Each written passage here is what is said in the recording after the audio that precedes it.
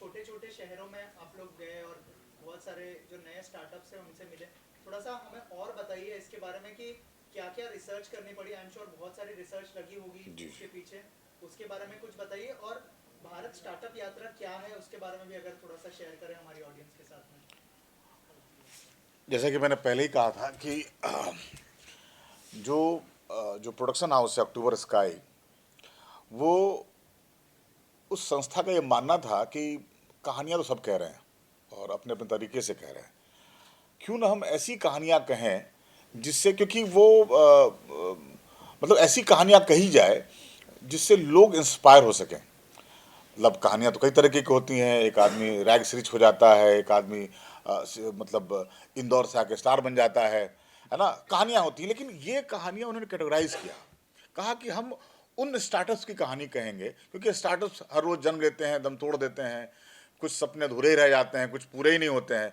तो ये उनका बेसिकली उनका विजन था कि हम ना वैसे स्टार्टअप्स की कहानी कहते हैं जो मतलब नहीं होता, क्रॉल करके रेंग रेंग के धीरे धीरे चलना शुरू किया और आज दौड़ते हैं, दौड़ते हुए नजर आ रहे हैं।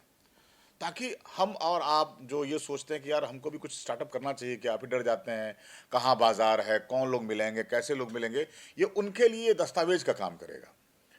जो इसको एक बार देख लेगा, मेरा पूरा यकीन है कि वो, अगर उसके मन में कोई ख्वाब है कि हम ये चीज़ करना चाहते हैं, तो ज़रूर पूरा करने के लिए खड़ा हो जाएगा।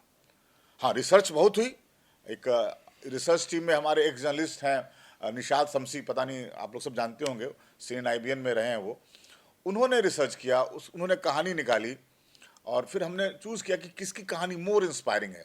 It is not about that who is making crores. ये उनकी भी कहानी है जो होता है ना, 1,000 से शुरू होकर लाख तक भी पहुंचे हैं। तो कहानी पैसन की भी है, पैसन के साथ परसुएसन की भी है, और फिर एक सक्सेस की है।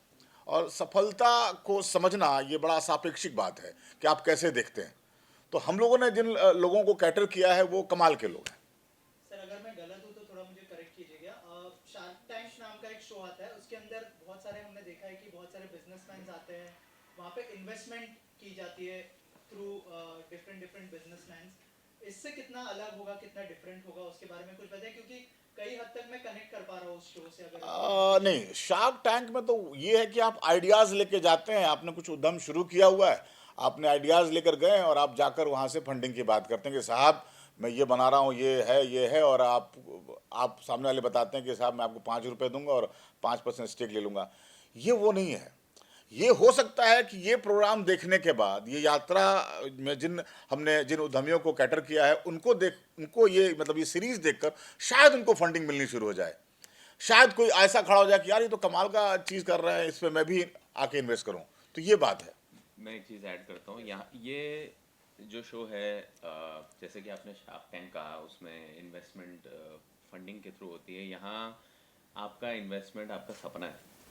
तो कितने लोग सपने देखते हैं, और देखने चाहिए। मैं तो ये बोलूँगा कि सपने जितने जितने ज़्यादा देख सकते हो देखो, तभी जाके आप कहीं पहुंच पाओगे। किसी किसी बड़े कलाकार ने शायद कहा था कि अगर आप आसमान पे पहुंचने का सपना देखोगे तो शायद 100वें माले पे पहुंचोगे, लेकिन 100वें माले पे भी पहुंचोगे, इसकी इसका एग्जाम्पल या इसका उदाहरण कहाँ मिल सकता है? तो कितने लोग शायद सपने देखते हैं और सोचते सोचते रह जाते हैं, लेकिन कहीं ना कहीं अगर जिस घर के किसी बच्चे ने या किसी छोटे से गांव में, कस्बे में शायद ऐसी कोई सीरीज देख ली, तो उसके लिए एक प्रमाण बनता है कि अच्छा, ये कर सकता है तो मैं क्यों नहीं। और यही प्रमाण है जो हमें प्रेरित प्रेरित भी करता है, और साथ में हौसला अफजाई भी देता है कि हम भी ये कर सकते हैं। सो इसका मूल उद्धार जो यही है कि मतलब सपने देखो, और बहुत सारे सपने देखो, और उसके लिए कर्म करो। और देख रहे हो, आपके पास उदाहरण है शायद जिन्होंने इस तरीके से किया। आपके अंदर शायद कोई और एक्स फैक्टर हो, शायद आप उसी चीज को किसी दूसरे लेवल पे ले जाए, लेकिन जब प्रमाण आपके पास मिलता है, जब आप देखते हो, तो थोड़ी चीज़ें आसान हो जाती है। एज एन एक्टर मैं ये कहना चाहूँगा कि मुझे ना इंस्पिरेशनल चीज़ें देखना, या जिन लोगों ने बहुत कमाल के काम किए हैं, दुनिया को नहीं पता है कितने सारे लोग हैं। हम बायोग्राफीज बनाते हैं, तो मेरी मूल धारा से बहुत इच्छा ये होती है कि मैं बायोग्राफीज करना चाहूँ। तो असल में उसका कारण तो यही है कि किसी ने इतना कमाल कुछ किया है जो लोगों को पता ही नहीं है, वो पता चले। तो इस यात्रा के दौरान मैं कई बायोग्राफीज देखूंगा और कई बायोग्राफीज आपके सामने आएंगी और आपके लिए कितने सारे एवेन्यूज खुल सकते हैं और उसी को देख के शायद आप एक अपना नया रास्ता निकाल सकें। तो उस लिहाज में भी ये काफ़ी इंस्पायरिंग और काफ़ी I think it's a great service जो हम कोशिश कर रहे हैं। एक हमारे देश को छोटे से गांव से लोग निकलें, बड़ा काम करें और ये हमारे हमारे लिए ही नहीं, हमारे देश के लिए बहुत बड़ी सक्सेसफुल चीज़ होगी अगर हम इस तरीके से कुछ अचीव कर पाएँ। इसी से जुड़ा एक सवाल है, आपका जो किरदार था संदीप भैया का, उससे बहुत सारे लोग यंगस्टर्स स्पेशली बहुत इंस्पायर होते हैं। तो जब आप किसी भी शो को चूज करते हैं या फिर थोड़ा सा ध्यान रखते हैं कि वो लोगों को इंस्पायर भी करे, गलत डायरेक्शन में ना ले जाए, और सर की तरफ से जब अप्रोच किया गया तो क्या रिएक्शन था, कितना सोचा, कितना कन्विंस करना पड़ा आपको, उस बारे में कुछ शेयर करेगा? तो सबसे पहले तो मैं बताऊं कि ये शशि जी जो हैं ये सिर्फ डायरेक्टर ही नहीं, सिर्फ एक्टर ही नहीं, सिर्फ प्रोड्यूसर ही नहीं, शशि जी एक बहुत उम्दा इंसान है और इनका विजन बहुत बहुत बड़ा है।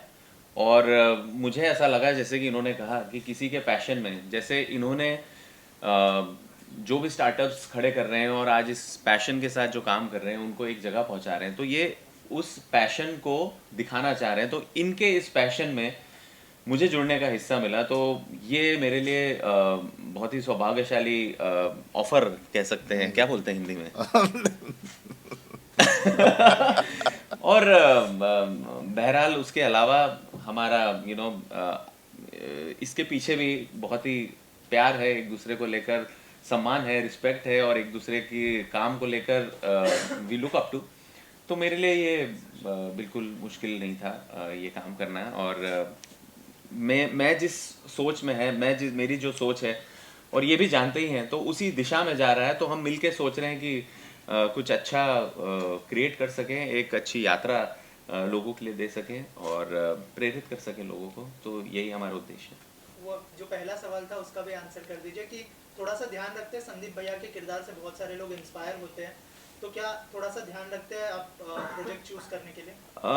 देखिए, सबसे पहले मुझे इंस्पायर होना है उस प्रोजेक्ट को करने के लिए, तो सबसे पहले वो मेरे कारण रहता है, लोग रहते हैं कि किस वही वाली बात है, किस जज्बे से वो बना रहे हैं, तो उसमें वो आपको फील हो जाता है। और अगर आप कहेंगे कि मैं चूज़ करता हूँ, तो मैं कहूँगा कि मैं प्रोजेक्ट्स नहीं चूज़ करता, शायद प्रोजेक्ट्स मुझे चूज़ करते हैं। तो मैं किसी भी तरह उस प्रोजेक्ट जो मुझे चूज़ करता है मैं वो कर लेता हूँ। उसी तरह यही यात्रा है, उस यात्रा में मैं जुड़ जाता हूँ। सारी पॉलिसीज उनके फेवर में बनी है, तो वो लोग भी चाहते हैं कि इस तरह की कहानी बने, इस तरह के शोज़ बने। और ये रियलिटी शोज़ है एक तरह से देखा जाए, इसमें कहीं कोई भी कंस्ट्रक्टेड नहीं है, कुछ भी ऐसा नहीं है कि हमने फैब्रिकेट करके बनाया है। जो जैसा है, अगर किसी ने अपने मतलब कुछ लोगों ने तो यहाँ तक कह दिया कि हमारा टर्नओवर कितना है ऑन कैमरा, वो हम कोशिश कर रहे हैं कि हम उसको रखें या ना रखें।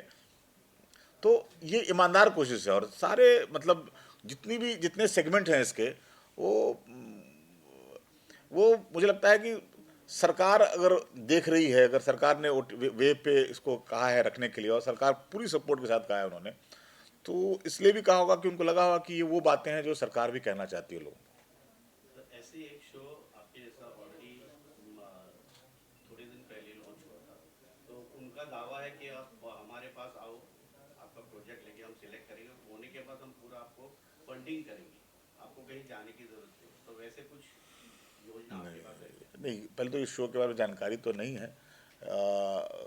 हमारी योजना में तो है कि अगर मतलब जैसे जैसे सीजन बढ़ेगा तो हम शायद ये इकोसिस्टम क्रिएट कर पाएँ कि कोई स्टार्टअप अगर हमारे पास आता है और हमें लगता है कि स्टार्टअप को सपोर्ट करना चाहिए, तो हम अपने इकोसिस्टम से उसको सपोर्ट करने की कोशिश करेंगे। सर जी, एक सवाल आपसे। जी, आपकी यात्रा तो ऑलरेडी शुरू हो गई है, जैसे सर ने बताया 6 एपिसोड हो गए, कहाँ से शुरुआत की और कहाँ कहाँ पहुँचे और कहाँ जाना चाहोगे?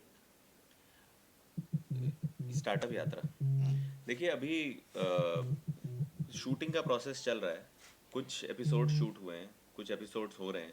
और जैसे कि उन्होंने कहा कि जिस तरीके से रिसर्च टीम काम कर रही है, तो भारत में जहाँ भी होगा हम वहाँ पहुँच जाएंगे, वहाँ हम शूट करेंगे। और जिसकी लगा कि ये कहानी दिखाना बहुत ज़रूरी है, तो हम वहाँ जाके शूट करेंगे। और ये तो भी शुरुआत है, हम लोग कोशिश करेंगे कि जितना ज़्यादा हो सके भारत के छोटे छोटे कस्बों की, जहाँ जहाँ की कहानी हम पहुँचा सकें, हम कोशिश करेंगे वो पहुँचाएँ। एंड बहुत सारे प्रोसेसेस चालू भी हैं बहुत बहुत जगहों से, कहाँ कहाँ से हम जा सकते हैं, तो सारी फिजिबिलिटी देखनी होती है और उस तरीके से फिर हम लोग शूट करेंगे एंड प्लान करेंगे and will try to cover the maximum. अभी हम लोग जयपुर, कानपुर, पटना किए हैं। अभी हम लोग चंडीगढ़, देहरादून, गुवाहाटी, बनारस, ये 4 सिटी अभी वापस योजना है हमें। तो उसमें एक और इंटरेस्टिंग बात है कि अगर कोई एपिसोड को देखेगा ना, तो जो भी एंटरप्रेन्योर है जो अपनी कहानी कह रहे हैं, वो अनुभव उनके खुद के अनुभव हो सकते हैं देखने वाले को। उनको समझ में आ जाएगा कि स्टार्टअप कैसे शुरू हुआ, हमने कैसे फंडिंग ली। जाहिर सी बात है, एक्सपीरियंस हो गया ना कि आप, तो वो जो बात कर रहे हैं वो रियल बात कर रहे हैं, कैसे उन्होंने फंडिंग ली। तो सामने वाला अगर कोई देख रहा है तो उसको भी समझ में आया, अच्छा ये तरीका है। दूसरा, जैसे मैंने भाई साहब का आंसर किया था ना, कि एक इकोसिस्टम बनाने की कोशिश में लगे हुए हैं कि कोई इंटरेस्टिंग स्टार्टअप आ गया तो हम कैसे उसको उसके साथ हम पार्टनरशिप कर सकते हैं, या कैसे उसको कनेक्ट करवा पाए, कैसे उसको गवर्नमेंट की पॉलिसीज के तहत उसको और आगे बढ़ाएं, वो सब है। और क्या अश्नील ग्रोवर से भी कुछ बात हुई? मतलब इसमें टाइटल में भारत है, पेड़ हाँ, है। गुलशन ग्रोवर से बात हुई है। नहीं, ये बिल्कुल इसमें सारे ग्रोवर और कपूर सब हम ही लोग हैं इसमें। अच्छा, और एक मतलब रिसर्च क्या निकला कि मतलब इंडिया का कौन सा ऐसा स्टेट है जहाँ पर स्टार्टअप को लेकर युवाओं में सबसे ज्यादा मतलब जिज्ञासा भी है और एक टेम्परामेंट भी है। और उसमें अगर मैं कहूँ, क्योंकि आप बिहार से हैं, तो उधर के युवाओं में क्या आपको नजर अरे आता कमाल है, है कि नहीं? बहुत है। तुम देखो, एक रोडवेज है, हनुमान, हनुमान वाले तो यहाँ बॉम्बे में भी उनका भी है कि कोई आए ना आए हनुमान आएगा, कैचलाइन है। और हनुमान एम्बुलेंस, मतलब उन्होंने रेलवे से टाइप किया हुआ है, पवन हंस से टाइप किया हुआ है, मतलब, और कमाल का स्टार्टअप है। उन्होंने कोरोना में शुरू किया और स्टार्टअप अच्छा चल रहा है। देहात, देहात गूगल करो, शशांक की कहानी मुझे लगता है लाखों युवाओं को इंस्पायर करेगी। और बहुत अर्ली एज में उसने शुरुआत की थी, तो आज देखो, आज मुझे लगता है कि 8-9 हज़ार करोड़ का तो बिजनेस है उन लोगों का। इसी तरह कई हैं, वही नहीं, इसके अलावा बिहार में तो पूरा इकोसिस्टम है। पटना बेट्स देखो, बिहार स्टार्टअप एसोसिएशन है, कई सारी चीज़ें हैं। मैं कह रहा हूँ कि ये जैसे बेंगलोर में कहता है ना कि पत्थर मारोगे किसी स्टार्टअप पे गिरेगा, तो बेंगलोर में तो है ही, मुंबई में भी है, दिल्ली में भी है। आइडिया यही था कि यार हम चले कोटा में, चले कोटा में स्टार्टअप क्या कह रहा है, हम गुवाहाटी में चले, वहाँ कौन सा स्टार्टअप है, कितना। तो ऐसा नहीं है कि कहीं से कहानी आ रही, रिसर्च भी लग रहा है, क्योंकि उसकी प्रमाणिकता भी तय करनी है। मतलब आप कोई कोई समोसे की दुकान चला रहा है और अचानक से उसको बड़ा कर दे, तो वो उसको हम कैसे स्टार्टअप समझेंगे, समझ रहे हो। तो वो सब भी कई कई पहलुओं पे हम कहानियों को देखते हैं, फिर हमें लगता है कि कौन सी बात कहनी चाहिए। और नहीं, आपसे सवाल कि ये शो जो है वो मतलब इस पे आ रहा है, वेव्स पे आ रहा है, जबकि आपकी पॉपुलैरिटी नेटफ्लिक्स, अमेज़न और इस तरह के प्लेटफॉर्म की है, ठीक है। तो ये मतलब थोड़ा सा शक था कि क्यों हम मतलब वेव्स पे आ रहे हैं, चलो यार नेटफ्लिक्स को ट्राई करते हैं, अमेज़न को ट्राई करते हैं, या नहीं? देखिए, मेरा नज़रिया थोड़ा सा अलग है। मेरा नज़रिया ये कहता है कि अच्छी कहानी, अच्छा सेटअप, अगर उसको एक प्लेटफॉर्म मिल रहा है तो मेरे लिए वही एक बड़ी जीत है। आप अगर देखें, जैसे कि हम लोग भी स्टार्टअप की बात कर रहे हैं, भी काफ़ी लोग इस प्लेटफॉर्म को सपोर्ट कर रहे हैं और हमारे गवर्नमेंट का इनिशिएटिव है, एक प्लेटफॉर्म है, तो इट्स और हमारे लिए ये सौभाग्यता, क्या बोलते हैं, ये सौभाग्य की बात है कि एक प्लेटफॉर्म मिला है अच्छा शोकेस करने के लिए। तो मुद्दा ये है कि कहानी लोगों तक पहुंचे। अगर कहानी में बात है तो वो किसी भी प्लेटफॉर्म पे पहुंचेगी, किसी भी प्लेटफॉर्म से वो बात पहुंचेगी। ठीक है, आज वेव्स ने हमें सपोर्ट किया है तो हम आभारी रहेंगे वेव्स के। आगे जाके क्या पता किसी और प्लेटफॉर्म पे आए ताकि और रीच हो, धीरे धीरे क्या पता वेव्स की इतनी बड़ी रीच हो जाए कि कहीं जाना ही ना पड़े। तो शुरुआत तो हमें भी कहीं ना कहीं तो करनी होगी ना, ये भी तो एक स्टार्टअप का रूल है। तो if we start judging that then it is no good on our part. So मुझे लगा कि एक अच्छी अपॉर्चुनिटी है, अच्छे लोग हैं, अच्छी बात कहना चाह रहे हैं, मेरे लिए वो ज़्यादा बड़ी थी। और किसी प्लेटफॉर्म पे आ रही है तो वो मैंने तय किया कि वो मेरा नज़रिया उस तरीके से था, बात आनी चाहिए, पहुंचनी चाहिए, तो that is what we think about. आज ये सवाल हमारा पहला एपिसोड मोस्टली कानपुर का है, जिसमें हम 3 लोगों की कहानी कह रहे हैं। एक जैसा सनी ने कहा कि एक व्यक्ति हैं जो बहुत बड़ी नौकरी छोड़ करके पहुंचे थे कानपुर अपने शहर में अपने एक फिरंग दोस्त को घुमाने के लिए, और गंगा के तट पे घूम रहे थे। तो फिरंग दोस्त ने कहा कि यार तुम्हारा पास इतनी सुंदर नदी बह रही है, इतना गंदा किए हुए हो, क्या फ़ायदा तुम्हारे पढ़े लिखे होने का, और क्यों अपने शहर के लिए कुछ नहीं करते हो। तो वहाँ से, क्योंकि उस नहीं नदियों में फूल वगैरह डालते हैं, पास से मंदिर है, तो उस व्यक्ति ने सब कुछ छोड़ करके इस बात को दिल पे लगाया और फूल नाम का आज के डेट में एक ब्रांड बनाया है, और बहुत बड़ा ब्रांड है। तो इस तरह की कहानी है। फिर वहीं पे एक महिला की कहानी है जो लेदर फैक्ट्रीज के लिए काफ़ी काम, लेदर प्रोडक्ट का काम किया उन्होंने। फिर एक सात्विका फूड करके है जो कोरोना काल में कैसे अपने आप को बड़ा किया। तो ये है पहला episode. Thank you so much. Thank you.